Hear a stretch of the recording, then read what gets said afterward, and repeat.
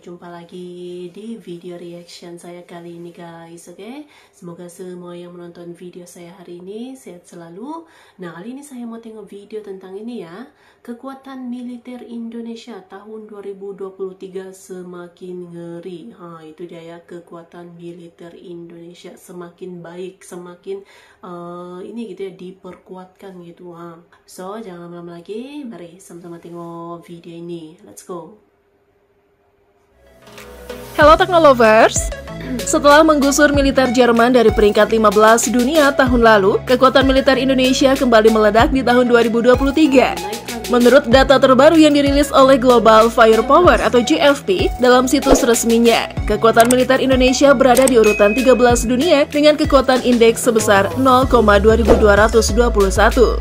Lantas, apa saja deretan alutsista TNI terbaik Indonesia? Yuk kita lihat ulasannya berikut ini.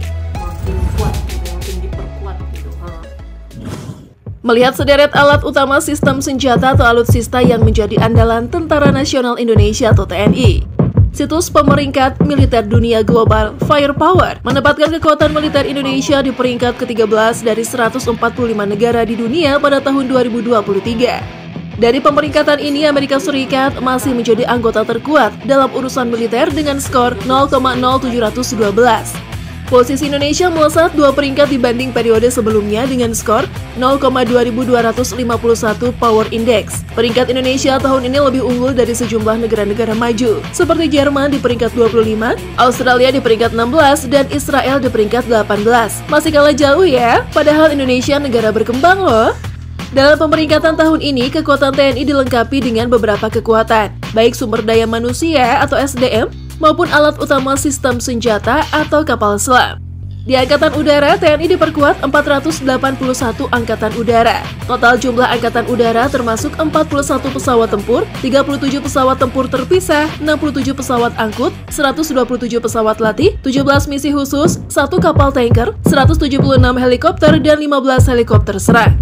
Sementara itu, pasukan darat Indonesia dilengkapi dengan 314 tank, 12.008 kendaraan lapis baja, 153 artileri self-propelled, 414 menara artileri, dan 63 peluncur roket.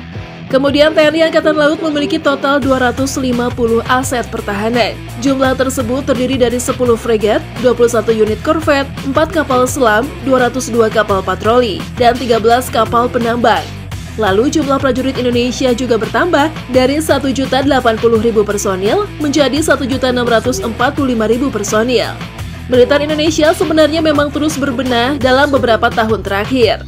Jumlah prajurit bertambah, pembaruan alutsista juga dimulai, dan anggaran militer dari Kementerian Pertahanan juga meningkat. Kementerian Pertahanan serta Angkatan Darat, Angkatan Laut, dan Angkatan Udara merupakan pemain utama di balik suksesnya kebangkitan kekuatan militer Indonesia. Semacam kerjasama yang baik lah. Dan belum lama ini Kementerian Pertahanan menandatangani 20 kontrak pengadaan alutsista dari luar negeri untuk setiap angkatan TNI. Total nilai seluruh kontrak tersebut adalah 67,5 triliun rupiah. Wah, dana yang cukup fantastis bukan? Nah, berikut alutsista TNI dari sektor udara, laut maupun darat yang bikin Indonesia semakin kuat.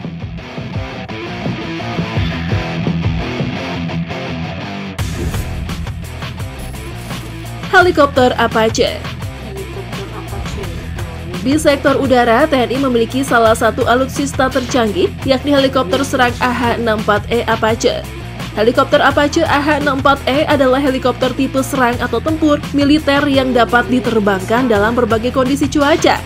Helikopter dapat membawa kombinasi senjata lain seperti AGM, 114 Hellfire, dan pod rudal Hydra 70 di 4 titik tetap di ujung sayap. Selain itu, helikopter Apache menggunakan teknologi avionik terbaru seperti radar longbow dan MTADS. Dikutip dari national.tempo.com, harga satu helikopter Apache senilai 500 miliar rupiah.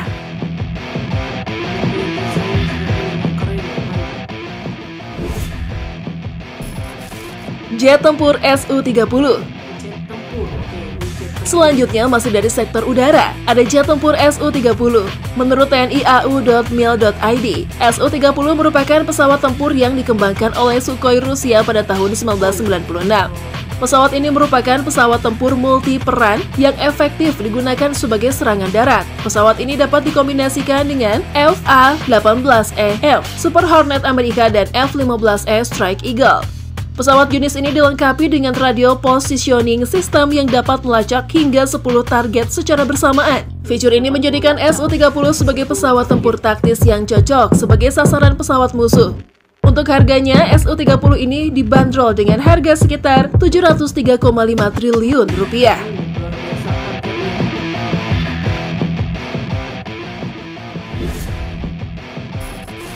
Peluncur roket Astros.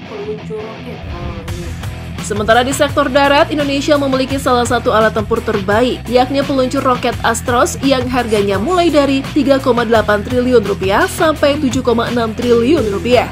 Menurut tniad.mil.id, Astros 2 Mk6 merupakan multiple rocket launcher atau sistem roket ganda atau MLRS, jenis rudal unggulan terbaru yang dimiliki TNI AD sebagai senjata pendukung tembakan. Astros 2 Mk6 dioperasikan oleh unit arteri Medan Tentara Nasional Indonesia atau Armita. Roket ini diproduksi oleh Avibras Aerospatial Brazil. Disebut sistem roket saturasi area atau Astros yang pertama kali diproduksi pada tahun 1983 dan masih terus dikembangkan hingga saat ini. Kit yang dipilih dan dimiliki oleh Indonesia adalah tipe 2 dan generasi ke-6 Astros 2 Mk6. Kecenderungan MLRS mengarah pada sistem peluncur modular, di mana pengisian ulang amunisi dilakukan bersamaan dengan peluncur. Metodenya terdiri dari mengganti tabung peluncur kosong dengan peluncur baru yang berisi amunisi.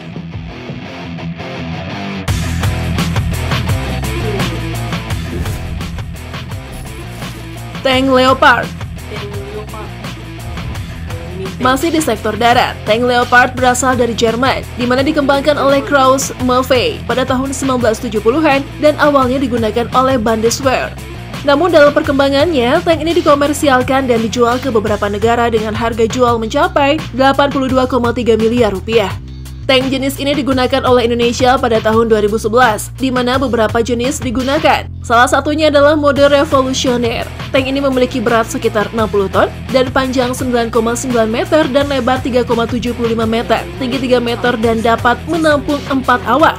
Persenjataan lapis baja utamanya adalah Rheinmetall 120 mm, L44 atau L55 yang diisi dengan 42 peluru dan senjata tambahannya adalah 2x7,62 mm MG3A1 yang diisi dengan 4.750 peluru atau FN Mag. Tank macan tutul saat melintasi jalan raya lebih ringan dari truk tronton.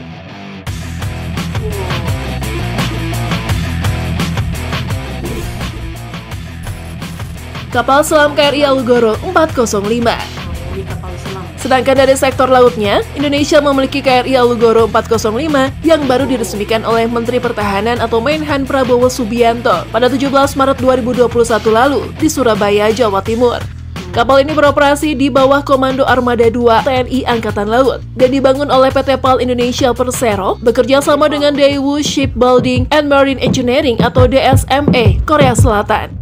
Sebagai gambaran, biaya produksi pembuatan kapal selam Alugoro membutuhkan biaya sebesar 1,5 triliun rupiah. Alugoro 405 adalah kapal selam diesel elektrik kelas Changbogo U209 1400 dengan panjang 61,3 meter dan berkapasitas 40 ABK serta tim khusus TNI Angkatan Laut. Mobilitas di Alugoro 405 bisa bertahan hingga 50 hari selama beroperasi dan hingga 30 tahun ke depan. Pada saat yang sama, kecepatan maksimum kapal selam ini dalam kondisi menyelam sekitar 21 knot dan di permukaan 12 knot.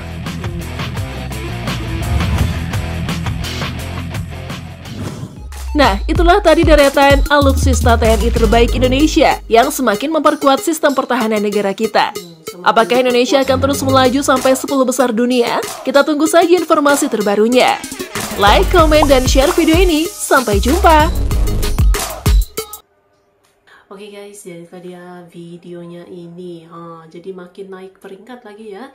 Militer Indonesia semakin diperkuat dengan banyaknya alutsista terbaik dan tercanggih ini ya. Naik peringkat lagi ya. Lama-lama nih mungkin masuk top 10 ini ya. Kekuatan militer Indonesia, wow luar biasa. So, terima kasih banyak sebab kamu sudah menonton video ini. Jangan lupa macam biasa untuk support channel saya dengan subscribe, like video ini, dan jangan lupa untuk komen juga, oke? Terima kasih banyak dan kita jumpa lagi di video seterusnya. Assalamualaikum.